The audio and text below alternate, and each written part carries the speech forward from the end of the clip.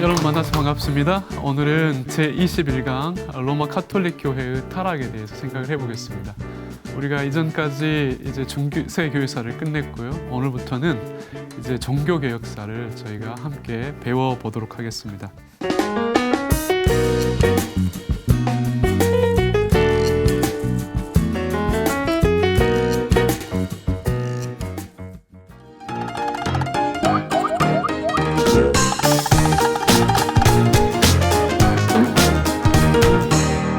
이제 일반적으로 그 종교 개혁사를 배운다는 것은 그 바른 신학과 바른 교회의 기준을 갖는다 이런 의미를 담고 있습니다.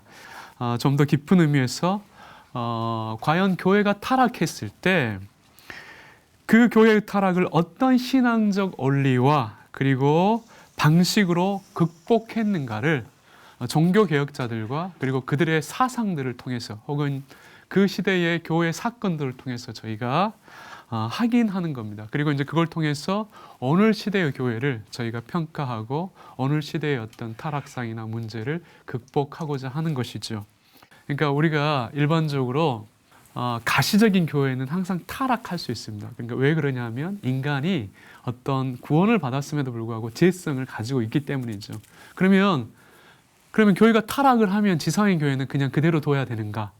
그러지 않고 지상에 존재하는 교회 안에 하나님의 어떤 구원의 역사와 그리고 하나님의 임재가 있다는 것을 확인할 수 있는 그런 표시가 있다는 거죠. 그것을 참된 교회의 표시 혹은 표지라고 하는 거죠. 그러니까 지금 이제 교회가 타락을 했을 때 우리가 이제 종교 개혁을 통해서 날마다 생각해야 될 것은 이제 그것을 세우는 겁니다. 그 표지가 지상에서 완전히 사라지지 않도록 한 교회에서 그 표지가 완전히 없어지지 않도록 그래서 그게 이제 흐려져 가고 또 그것이 어떤 남용이 되거나 또 문제가 되면 그것을 이제 세워가는 겁니다. 이제 그런 면에 있어서 이제 중세교회 안에서 교회의 그 표지가 거의 사라져 갈 때 종교 개혁자들이 등장해서 그 표지를 세운 것이요. 바른 말씀이 선포되게 했고 또 바른 어떤 성례가 시행될 수 있도록 한 것이지요. 그래서 이제 그 바른 말씀을 통해서 삼위일체 하나님과 그분의 뜻을 알도록 하여 바른 교회와 바른 삶을 추구하게 할 뿐만 아니라 또한 바른 성례의 시행을 통해서 구원에 관한 하나님의 은혜를 누리도록 하는데 이제 종교개혁은 관심이 있었다 이렇게 생각하시면 됩니다. 지금 지상의 교회 안에 앞서 말씀드렸죠. 바른 말씀이 선포가 되지 않고 바른 성례가 각 교회에서 시행되지 않으면 지금 그 교회 안에는 하나님의 어떤 구원의 역사와 임재가 지금 없을 수도 있다는 겁니다. 그러니까 종교개혁은 그것을 다시 세우고 회복하는 거예요. 그러니까 이제 끊임없이 중세가 타락했을 때 종교개혁자들의 관심은 뭐냐면 바른 말씀이 선포되는 것에 그리고 바르게 성례가 시행되는 것에 그래서 하나님의 임재와 역사가 그 교회 안에서 끊이지 않도록 한 그런 어떤 역할을 한 것입니다. 근데 이제 오늘날 문제는 뭐냐면 종교개혁을 생각할 때 이제 많은 사람들이 그 종교개혁은 소위 500년 전에 있었던 역사의 한 시점에 있었던 그냥 한 사건이었다. 이렇게만 이제 생각을 해버린다는 것이죠. 그래서 그 종교개혁자들이 어떤 가르치는 어떤 신학적인 내용 혹은 신학적 사상을 16세기에만 국한해서 오늘 시대에는 더 이상 필요 없다. 이렇게 이제 생각하는 분위기가 지금 한국 교회 안에 그리고 이제 여러 혹 이제 목회자들 안에서 이렇게 이제 확인되고 있는 것이 사실입니다.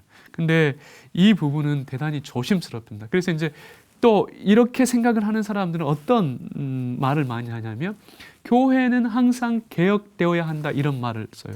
근데 이제 그 말이 맞아요. 근데 한번 생각해 보세요. 교회는 항상 개혁돼야 되는데 그 개혁의 기준이 뭐냐는 거예요. 그러니까 기준 없이 그냥 개혁만 하면 되는가? 그러니까 기준 없이 개혁을 하면 또 다른 문제가 나중에 발생합니다.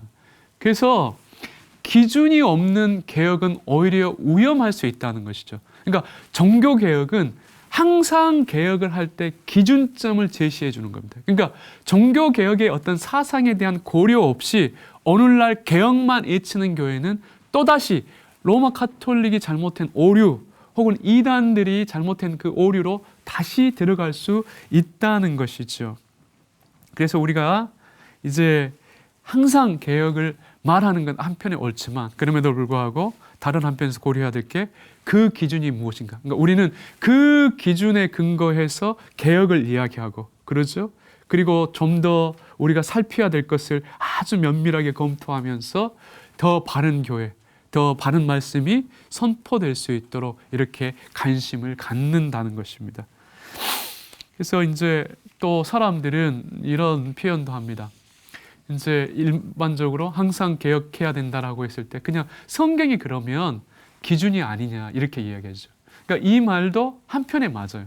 근데 문제는 성경의 해석에 대한 고려가 없으면 또 문제가 있습니다. 왜 그러냐면 그 당시 중세 로마 카톨릭이 타락을 했을 때 중세는 성경을 가지고 있었을까요? 안 가지고 있었을까요? 성경을 가지고 있었잖아요. 가지고 있었어요. 그리고 또 이단들은 성경을 가지고 있습니까? 안 가지고 있습니까? 가지고 있죠. 근데 오늘날 그냥 성경이 그냥 기준이 된다. 이것은 당연히 맞죠. 그러나 모호한 면이 있다는 겁니다. 그러니까 성경을 어떻게 해석해야 되느냐 혹은 성경을 어떻게 이해해야 되느냐의 문제가 과제로 남아 있다는 것입니다. 그래서 성경을 어떻게 이해해야 될 것인가에 대한 바른 그러한 기준을 가지고 우리가 어떤 개혁해야 될 것, 소위 이제 종교 개혁자들이 성경에 대한 바른 이해 속에서 그들이 로마 카톨릭이 타락했을 때 개혁한 내용이 무엇이냐 이것을 이제 살펴야 된다는 것이죠. 그게 이제 우리에게 기준점이 되는 것입니다. 그래서 이제 이러한 이해 속에서 종교 개혁은 바른 성경에 대한 이해 속에서 타락해 가고 있는 교회와 타락한 교회를 분별하고 무엇보다도 그 교회가 다시 새롭게 될 수 있도록 혹은 다시 개혁할 수 있도록 교리와 신앙생활의 바른 기준을 제공해 주는 것이 바로 종교개혁이다 이렇게 이해하시면 됩니다. 성경과 교회사가 이제 말해주는 것은 지상에 세워진 모든 교회는 언제나 타락할 가능성이 있다는 겁니다. 그리고 타락한다는 것이죠. 그래서 이와 관련하여서 종교개혁자들의 가르침이라는 것은 하나님의 영광과 시대의 빛을 발하는 교회의 위상을 항상 유지하도록 해준다는 것입니다. 이 때문에 종교개혁이 비록 500년 전에 일어났지만 그러나 종교개혁의 가르침은 오늘의 교회를 위해서도 여전히 유효하다는 것입니다. 근데 이제 우리가 여기서 조금 더 생각을 해야 될 건 뭐냐면 종교개혁을 좀 더 깊은 의미에서 우리가 배우기 위해서 왜 종교개혁이 필요했는가를 생각을 해야 됩니다. 그러죠. 그러니까 우리가 이제 종교개혁을 바르게 이해하기 위해서는 로마 카톨릭에 대한 어떤 타락상, 그들의 어떤 부패를 생각하지 않고 종교개혁을 이해하는 것은 문제가 많다는 거죠. 오늘날 이제 그 신학 안에서 종교개혁사 자체를 다룹니다. 근데 이제 문제는 뭐냐면 로마 카톨릭에 대한 정확한 진단 없이 그냥 어떤 한 사건으로서 종교개혁을 이해하는 경우들이 많이 있습니다. 그러니까 그것은 대단히 잘못되어 있습니다. 그러니까 이제 종교개혁이 별로 의미가 없는 것처럼 이해된다는 것이죠. 그래서 이제 우리가 이런 이해 속에서 이제 로마 카톨릭의 어떤 타락상이 무엇인지를 제가 3가지 주제를 가지고 생각을 해보려고 합니다. 먼저 우리가 로마 카톨릭 교회의 교리적인 타락에 대해서 살펴보도록 하겠습니다. 지금 이제 로마 카톨릭의 어떤 구원론은 뭐냐면 공로적 구원입니다. 공로적. 예수 그리스도의 이름으로 세례를 받음과 동시에 이제 시작됐는데요. 그러나 이것은 단순히 구원으로 향하는 길에 들어섰다는 것을 의미합니다. 근데 이제 구원의 어떤 최종 목적지에 이르기 위해서는 여러 가지 인간적인 노력, 인간의 어떤 의지적인 어떤 노력을 해야 합니다. 예를 들어서 참회 생활이라든가, 그리고 어떤 선행이라든가, 미사와 성례 참여석이라든가, 그리고 마리아와 죽은 성인들에게 어떤 기도 등을 통하여 어떤 지속적으로 공로를 쌓아서 이제 그 공로가 완전히 채워졌을 때 구원에 이르게 되는 것입니다. 그러니까 이제 결과적으로 로마 카톨릭 교회의 구원은 믿음과 행위가 이렇게 이제 협력하여서 어떤 이제 최종적으로 구원에 이르는 것이죠. 그러니까 그래서 사실 이제 이 때문에 로마 카톨릭 교회는 신자들로 하여금 살아있는 동안 구원의 확신을 정확하게 갖지 못하게 합니다.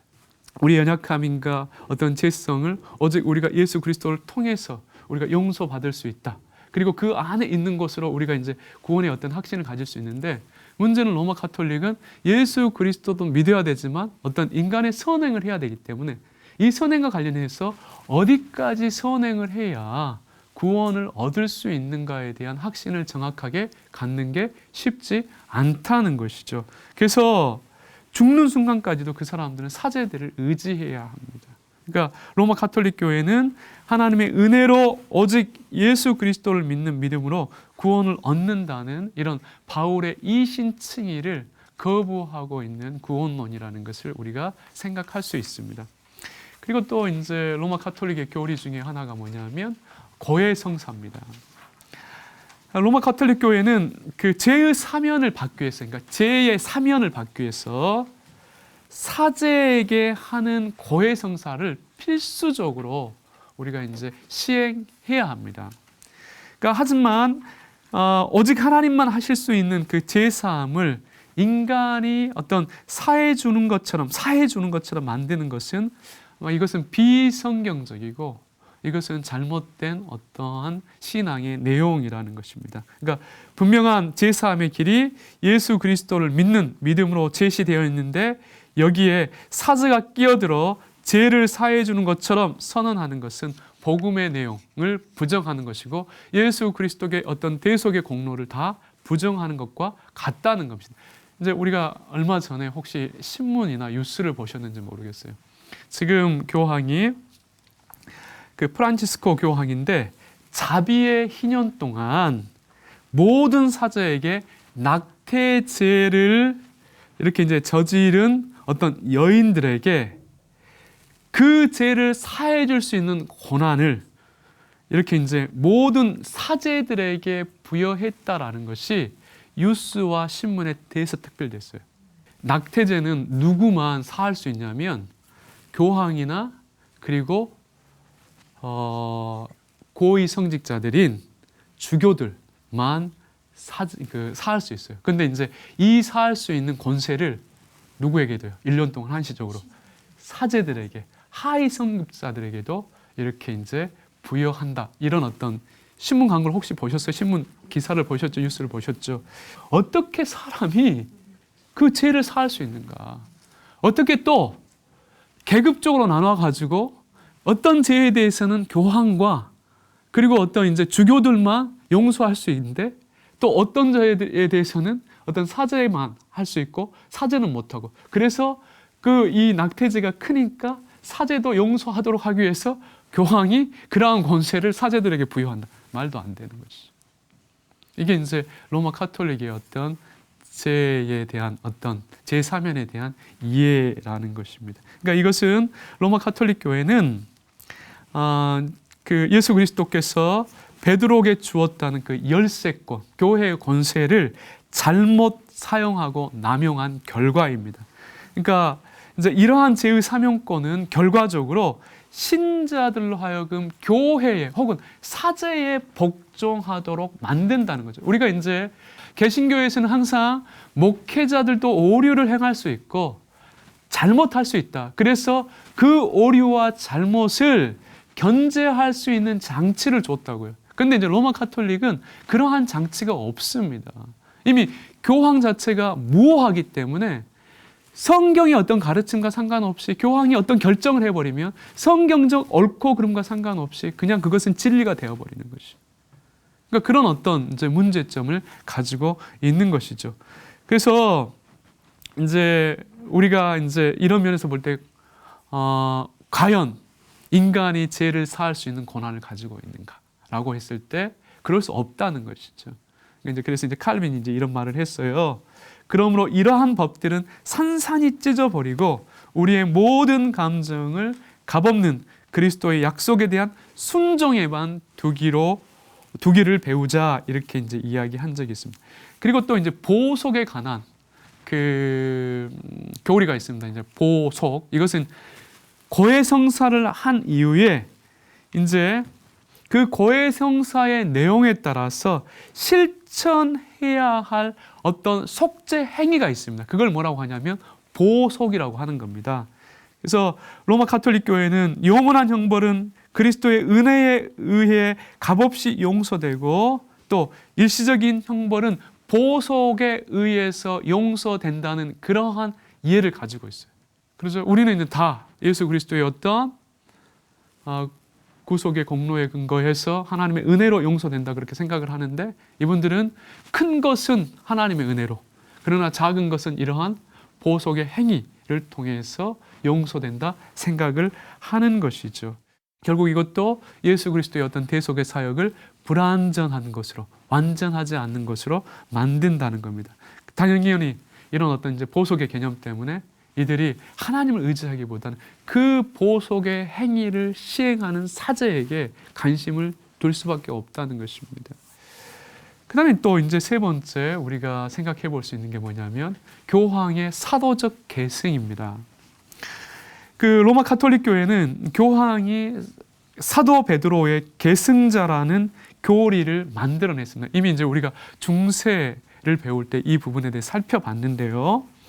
로마 가톨릭 교회 안에서 발생하는 모든 문제를 정리하고 결정할 권세가 주교들에게 주어졌다고 주장하는 것이죠. 특별히 교황은 모든 주교들 가운데 제1위의 권위를 갖는데요.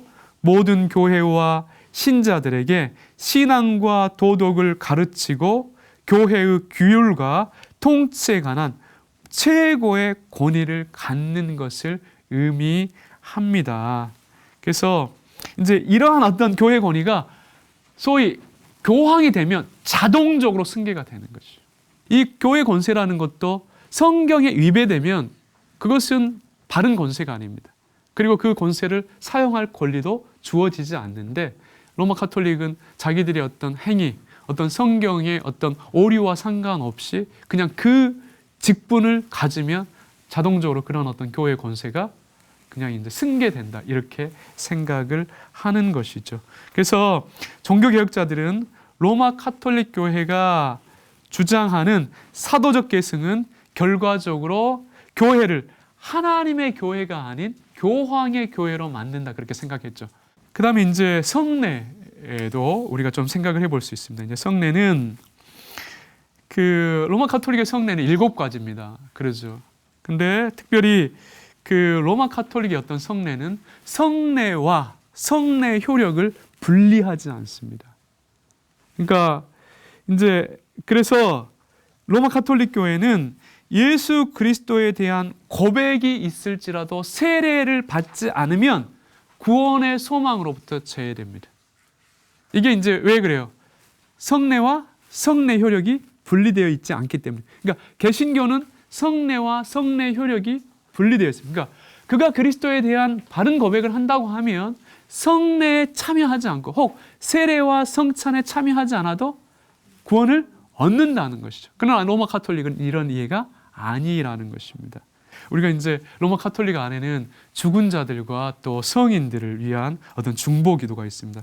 특별히 이제 로마 가톨릭에서 말하는 성인은 누가 되냐면, 누가 될까요? 훌륭한 사람이죠. 그러나 그 이면에는 어떤 해석이 있냐면 천국에 가고도 남을 만한 선행을 해서 소위 그 자기가 이렇게 선행을 해서 천국을 남을 만한, 천국에 갈 만한 어떤 공적을 쌓고도 그 공적을 남긴 사람들을 성인이라고 하는 거예요.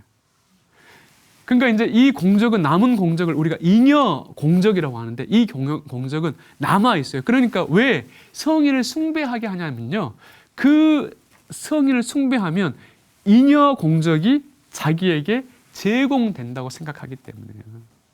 그러니까 이렇기 때문에 성인 숭배를 이야기하지 않을 수밖에 없는 겁니다.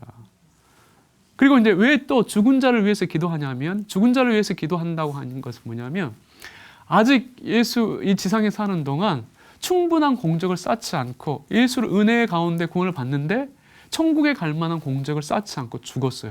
그 사람 어디 가냐면 곧바로 천국에 가는 게 아니라 연옥에 가요. 그러죠. 그러니까 이제 연옥에서는 뭐냐면 그 공적이 쌓을 동안 어떤 시간을 보내야 됩니다. 그 연옥에서 어떤 시간을 보내야 돼요. 근데 이제 우리가 죽은 자를 위해서 기도하면, 혹은 이제 또 이제 뒤에서 나오겠지만 어떤 면죄부 같은 것을 중세 같은 경우에 사면요, 자기 조상, 연옥에 있는 조상이 곧바로 천국으로 가는 겁니다. 그래서 이제 죽은 자를 위한 기도, 성인들을 위한 기도가 로마 가톨릭 교회 안에서는 일반화된 것이죠. 그래서 이제 이 부분에 대해서 정리해 보겠습니다. 로마 가톨릭 교회의 교리는 그 교회의 체제 유지와 깊게 연관이 되어 있습니다. 하나님의 은혜를 교회의 권위와 의식들 안에 가두고 사제의 도움이 없거나 의식들을 행하지 않고서는 구원에 이르지 못하도록 하는 것이죠. 이 때문에 종교개혁자들은 로마 가톨릭 교회는 하나님의 모든 거룩함을 더럽히고 하나님의 예배를 파괴하며 기독교 안의 모든 어물로 가득 채웠다라고 이제 비판을 했습니다.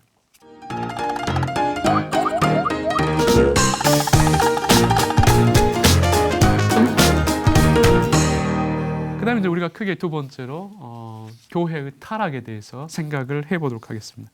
특별히 이제 우리가 교회 타락과 관련해서 이제 로마 가톨릭 안에서 성유물 숭배도 있습니다. 그래서 이제 중세 시대 같은 경우에는 소위 많은 어떤 성유물을 수집하는 게 유행이었어요. 그래서 혹은 어떤 성인들의 어떤 뼈라든가 이라든가 그 다음에 또 예수님과 관련된 어떤 그러한 그 물건들을 이렇게 이제 모으는데 관심이 많았습니다. 그래서 이제 종교 개혁을 이렇게 지저했던 이제 작선의 선제후 프리드리 같은 사람도 종교 개혁이 있기 전까지 약 5,000점의 성유물을 모았어요.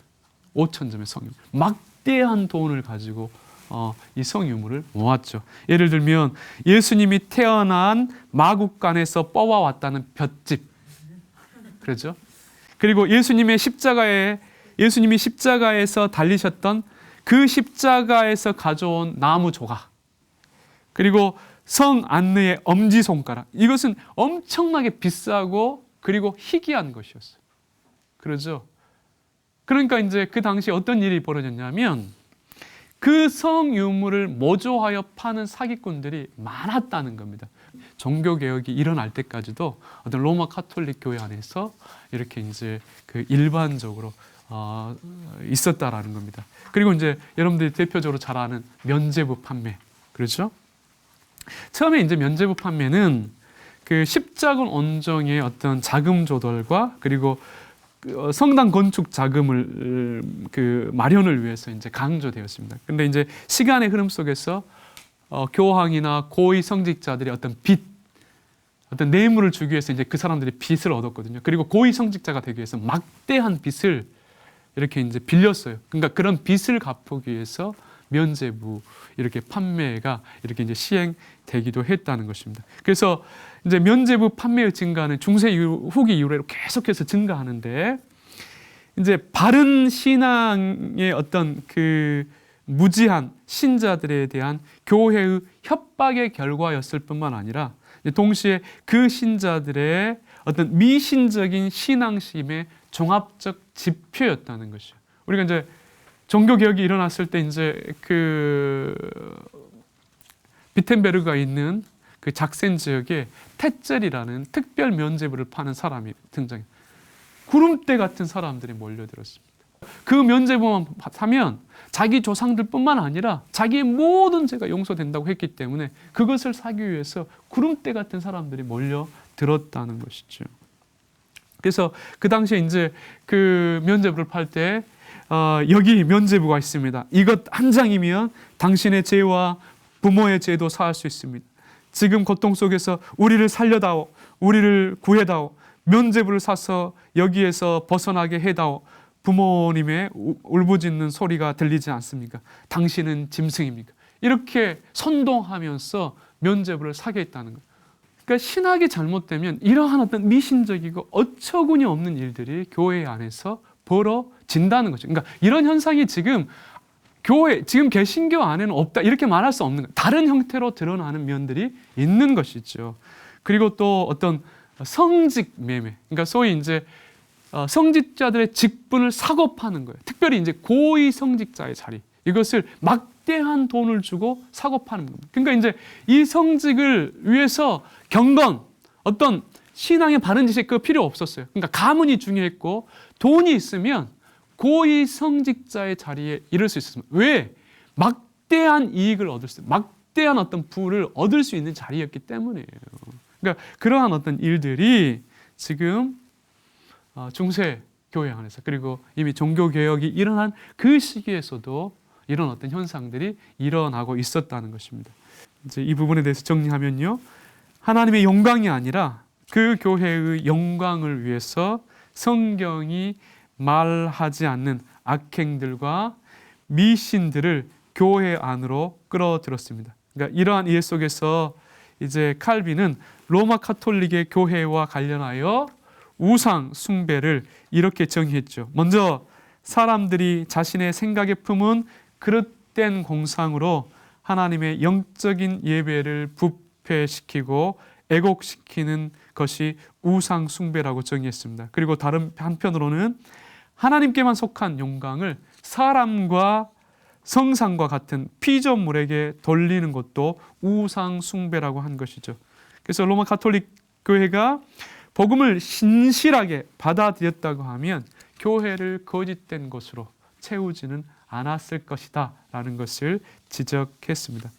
자, 이제 그러면 이번에는 생활의 타락에 대해서 생각을 해보도록 하겠습니다. 그 일부 고위 성직자들은 그 당시에 재산을 증식하기 위해서 고리대금업을 했습니다. 이제 이것뿐만 아니죠. 또 술집도 운영하고 여관도 운영하고 그리고 또 도박장까지 운영했다는 기록을 확인할 수 있습니다. 그래서 이제 당시 사람들은 그 많은 어떤 이제 그 성직자들 향해서, 그러한 성직자를 향해서 호색가다, 주정뱅이다, 그리고 도둑이다, 사기꾼이다, 거짓 맹세자들이다 이렇게 이제 불리기도 했다는 겁니다.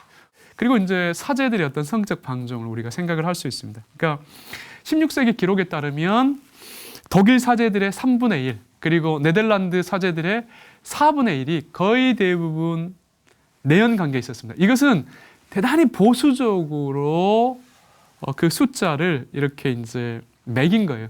어떤 의미에서는 거의 저희가 볼 때는 일반적으로 한 70에서 80%가 거의 대부분 그 당시에 내연 관계에 있었어요. 그러니까 소위 이제 그 로마 카톨릭의 어떤 독신주의가 의미가 없었던 것이죠. 그래서 이제 그 당시 어떤 사람들이 어떤 이제 어떻게 이제 놀렸냐면요, 혹은 비난했냐면요, 그녀는 애인을 구하려 수도원에 들어가고 싶어 안달이라는 이런 어떤 이제 노래가 되게 유행했죠. 이것뿐만 아니라 우리가 차마 입에 담을 수 없는 많은 기록들이 남아 있습니다. 그러니까 이제 우리에게 이제 그게 잘 소개는 돼 있지 않지만 이미 이제 그냥 남아 있는 어떤 필사로 된 어떤 기록들. 이제 제가 이제 종교개혁사이기 때문에 그러한 어떤 자료를 봤는데 우리가 그냥 상상할 수 없는 일들이 실제로 이런 이제 그 성적 방종과 타락과 관련해서 이제 사제들에게 의해서 일어났다는 것을 우리가 생각할 수 있다는 겁니다. 이 면에 대해서 정리를 하겠습니다. 로마 카톨릭 교회의 윤리적 타락은 이미 바른 교리에서 벗어나 있는 결과일 뿐만 아니라 또한 교황과 고위 성직자들의 타락이 하위 사제들까지 영향을 미쳤기 때문입니다. 그 성직 매매와 관련하여 어떤 인간의 욕심을 채우는 것을 용납하면서도 다른 화면에서는 어떤 이제 독신의 의무와 관련하여 인간의 어떤 욕망을 억제시키는 어떤 그 모순적 현상이 어떤 사제들의 타락, 이미 어떤 위로부터 아래까지 다 썩게 만든 것이죠. 이제 그러한 것을 우리가 이제 중세 후기 현상 속에서 살필 수 있는 내용입니다. 이제 이 강의에 대한 어떤 전체 정리를 하겠습니다. 종교개혁 이전에도 로마 가톨릭 교회를 향한 개혁의 소리는 늘 있어 왔습니다.